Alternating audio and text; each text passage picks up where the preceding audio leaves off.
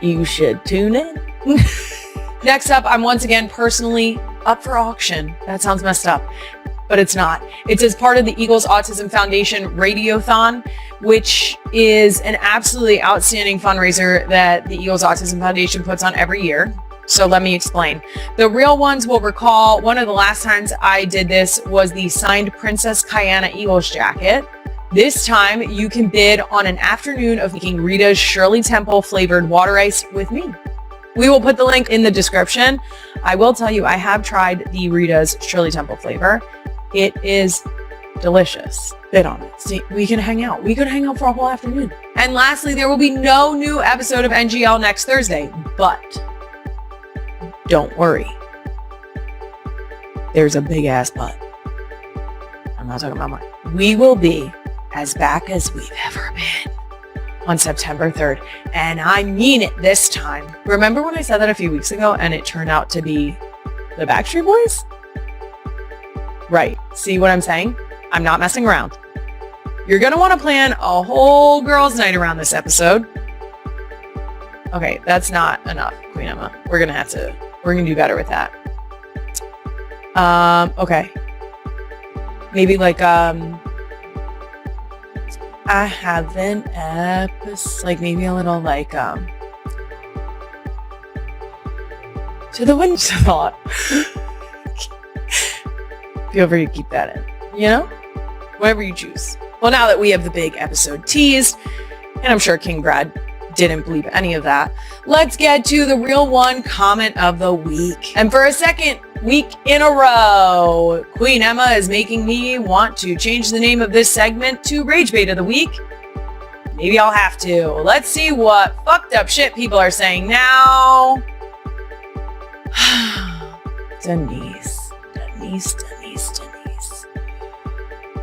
The question here is, are you going to keep having children until you have a son? Wrong. You're wrong. I don't need to have a son. Why do we keep having to circle back to quarterly reminders? Have we been off that much this summer that we've got back to the next quarter so quickly? Apparently, Queen Emma is nodding her head.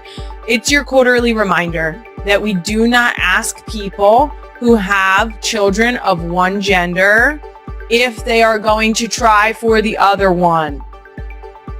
That's not how that works. The number of comments that I get, both via social media and also in person to my face, is wild.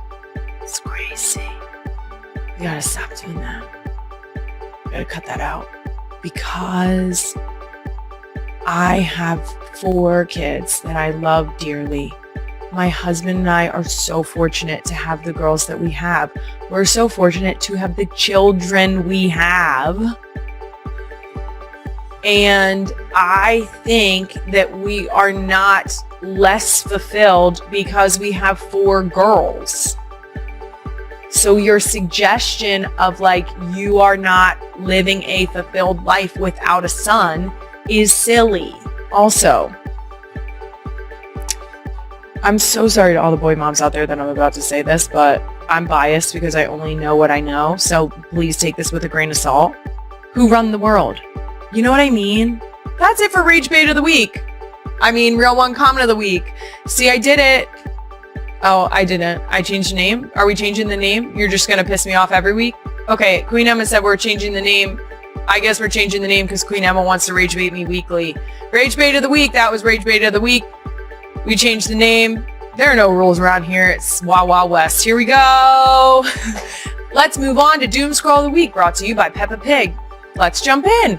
Speaking of Peppa, if you are one of the Real One parents and you haven't seen my new animated special from Peppa Pig, I'm going to need you to go watch it on my YouTube channel. Jason and I were both animated into the Peppaverse, and it was very cool. A lot of people noticed that I had my Chuck Taylors on, and yes, I did. The girls have watched it.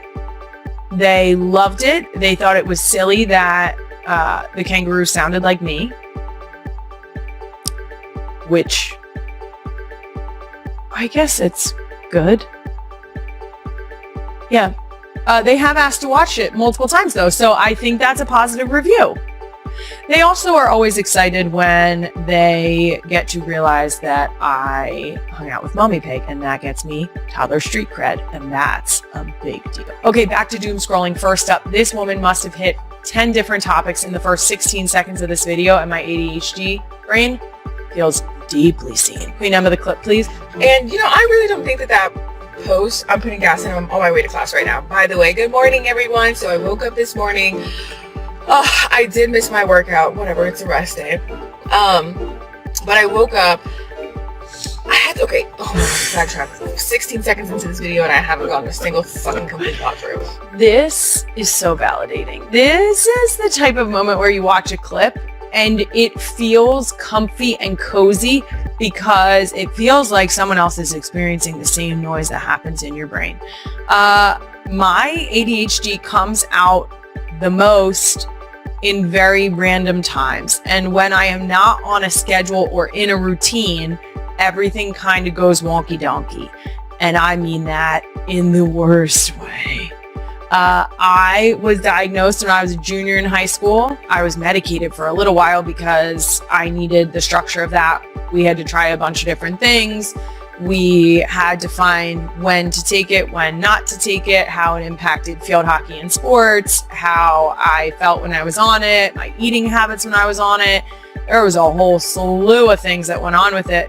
But I was diagnosed because I could hyper-focus when I was in situations where it required that. And then once I had free time, everything went to nonsense. I mean, I couldn't do homework to save my life. I am definitely on the ADHD side of TikTok.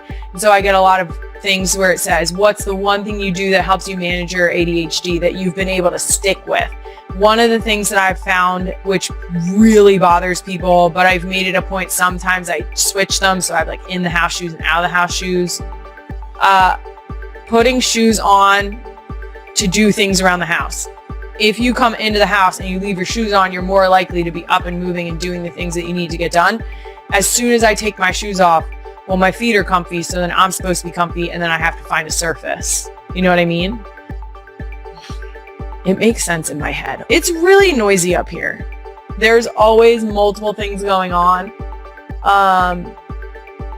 Don't ask me to read a book. Do not ask me to read a book. I'm gonna tell you right now, I'm reading the book, actively reading the words. This isn't like, oh, you're not really reading, you're just looking at the page. I'm reading the book out loud in my brain. Can't explain it. If that doesn't happen to you, I'm sorry. That's what's happening. Reading the book out loud, thinking about one thing, having a conversation about another thing. All at one time. Do you think that was a little ADHD? Do you think that explanation was a little chaotic? Yes, I'm getting thumbs up. Petit peu. And last scroll, there's a new trend on TikTok where people are pranking their dads by building up a huge secret they cannot tell mom. Queen Emma, the clip, please. Dad. This makes me want Cheetos in the worst way. Or Jax, if anybody knows Jax. Oh. I'm gonna have to try these Cheetos. I'm just gonna tell mom. As long as she finds out, I never knew about it. All right, what's that? Huh? My favorite parameter. He's not gonna tell her. The dog wants a Cheeto though. Are you gonna fucking tell me?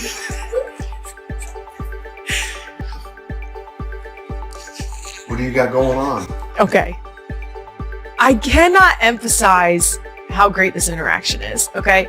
First of all, I love an intelligent man, and I'm gonna tell you how I know this man is intelligent. The first parameter.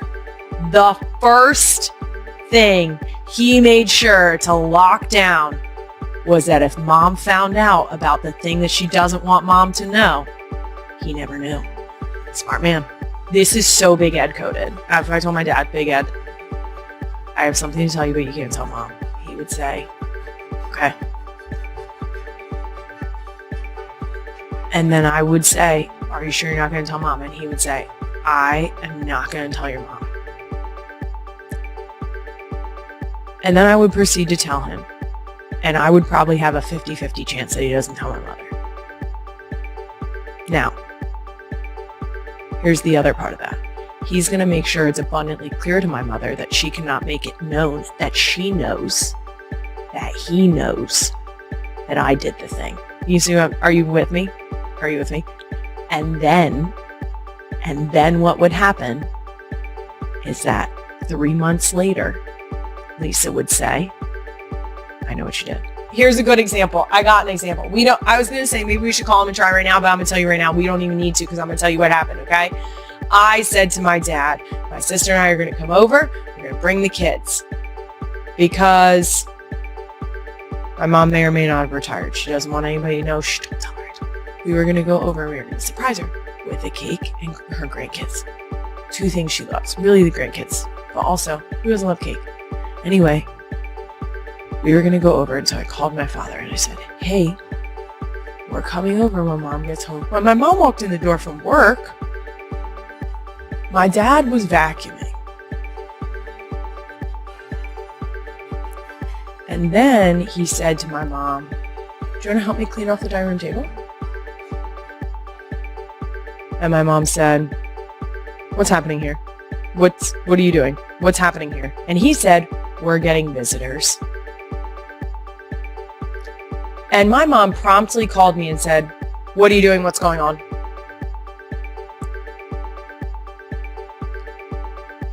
Can't keep a secret.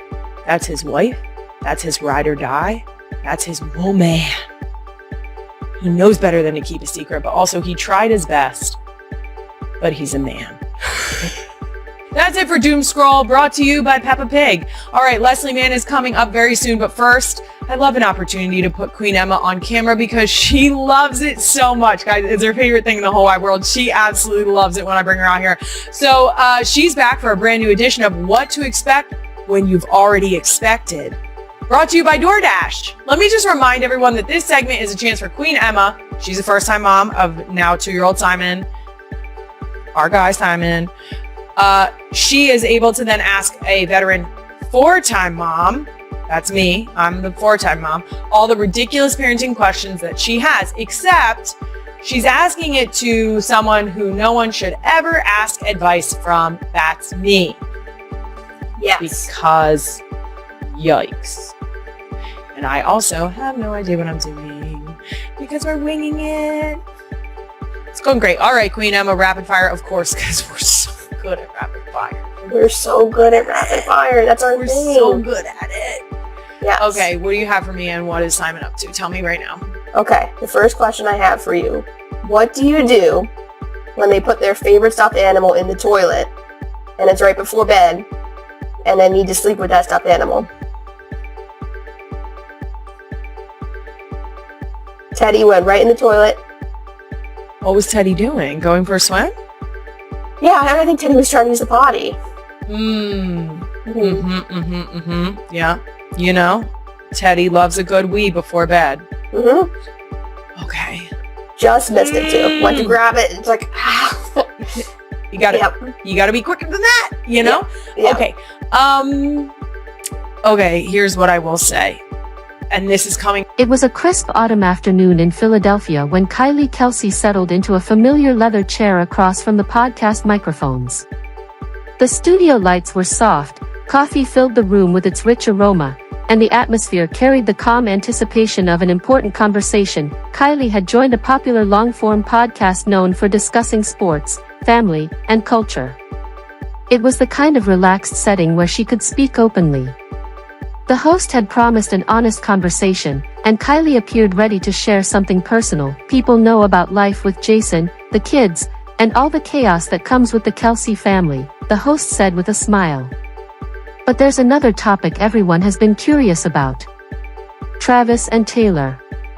The host leaned forward. There's been plenty of speculation, and I heard you recently gave them a very special gift connected to their child.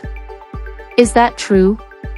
Kylie laughed softly and tucked a strand of hair behind her ear. First of all, she began, Travis and Taylor are very private people, and I respect that. But when someone you love becomes a parent, you naturally want to do something meaningful for them. She explained that she wanted the gift to represent more than a typical baby present. Over the years, Kylie had attended celebrations for friends, relatives, and people connected to the football world. Usually, choosing a gift was simple: diapers, clothes, blankets, or something practical, but this felt different. This was family, she said. I wanted to give something that would carry meaning and remind them how loved this little person already was. According to Kylie, the family news had arrived quietly during a late-night conversation. There were no cameras, headlines, or public celebrations involved, just a private moment shared among loved ones. Afterward, Kylie found herself sitting quietly at home, thinking about the newest addition to the family. She imagined the child growing up surrounded by the energy and humor of the Kelce family. There would be football stories, family gatherings, loud conversations, and plenty of unforgettable moments. At the same time, there would be music, creativity, and a world filled with love. Kylie smiled as she remembered thinking about the kind of aunt she hoped to be. I didn't want to give them just another onesie, she explained. I wanted the gift to feel personal. Choosing the perfect present took longer than she expected. Kylie spent weeks considering different ideas, searching through countless possibilities, and asking herself one important question: what could she give that would still mean something years from now? She wanted something timeless, something that the child could keep, something that would tell a story about family. The search became more emotional as Kylie thought about the future, the birthdays, holidays, family vacations, and countless moments that would eventually become memories. For her, the gift was never about its price or appearance.